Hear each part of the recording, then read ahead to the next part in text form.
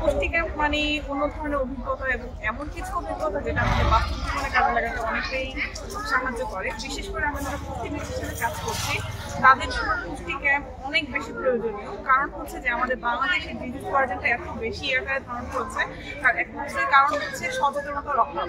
আমরা যদি সচেতনতাটাকে সঠিকভাবে গড়ে তুলতে পারি এবং আমরা যদি মানুষকে বোঝাতে পারি যে আপনার পুষ্টি বিষয়ক যে বিষয়গুলো আছে এটা যদি একবার সমাধান করে ফেলেন তাহলে এই যে এত এত সমস্যা মানে সিভিয়ার লেভেলে চলে যাচ্ছে, ডিজিজগুলো এতটাই সমস্যাটা মারাত্মক আকারে চলে যাচ্ছে, এগুলো কিন্তু চলে যাবে না ইনশাআল্লাহ। তো সেক্ষেত্রে যেটা করতে পারেন যে আপনার আশেপাশে যে পুষ্টি বিশেষজ্ঞ যারা আছেন সেক্ষেত্রে আপনি অনলাইনে দেখতে পারেন, অফলাইনে বিভিন্ন হসপিটালে পুষ্টি বিশেষজ্ঞ কিন্তু বসে।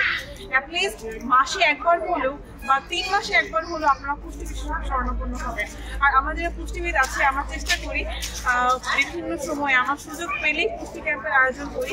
তাতে দেখা যায় বিভিন্ন ধরনের সমস্যা এখানে দেখা যাচ্ছে, কারো স্কিনের সমস্যা, কারো খাবারের সমস্যা, কারো ওজন কম, কারো রক্ত সমস্যা, কারো ভিটামিন ডি এর অভাব। সবচেয়ে বেশি যে প্রবলেমগুলো আমরা দেখতে পাই যে রক্তশূন্যতা, ভিটামিন ডি এর ডেফিসিয়েন্সি, ডায়াবেটিস আছে সে বুঝতেই পারছে না, হাইপারটেনশন আছে সে বুঝতে পারছে না। এছাড়া আমাদের দৈনন্দিন লাইফস্টাইলে নানান ধরনের সমস্যা আছে। বিশেষ করে আরেকটা বিষয় খুব কমন যে বিষয়টা আছে সেটা হচ্ছে যে আমরা মেলামাইনের যে প্লেটগুলো আছে, প্লাস্টিকের যে প্লেট বা যে বাসনগুলো আছে এগুলো আমরা ইউজ করার মতো বেশি চেষ্টা করে থাকি। এক্ষেত্রে খেয়াল রাখতে হবে এইগুলো কিন্তু আপনার গরম খাবারের জন্য খুবই ঝুঁকিপূর্ণ। কারণ আপনি যখন গরম খাবারগুলো এই মেলামাইনের প্লেটে রাখছেন বা প্লাস্টিকের কোনো প্লেটে রাখছেন বা গ্লাস ইউজ করছেন তখন কিন্তু ওখানে কেমিক্যাল রিঅ্যাকশন হয়ে ওই খাবারে কিন্তু টক্সিক এলিমেন্ট তৈরি করে ফেলছে, যেটা কিন্তু আপনার সুস্থ একজন মানুষের জন্য ঝুঁকিপূর্ণ।